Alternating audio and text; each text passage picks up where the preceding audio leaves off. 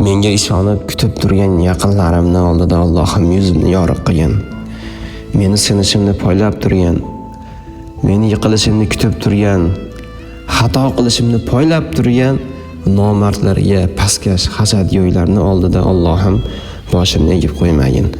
Allohim o'zing haloldan rizq bergin, rizqimizga barakot bergin. Topganlarimizni Allohim manfaatli ishlarga sarflashlikni nasib etgin Allohim.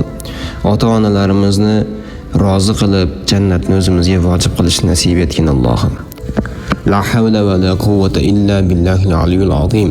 Allohim bizda hech qanday kuch-quvvat yo'q. Barcha kuch-quvvat, qudrat o'zingdagina Allohim. O'zingdangina yordam so'raymiz.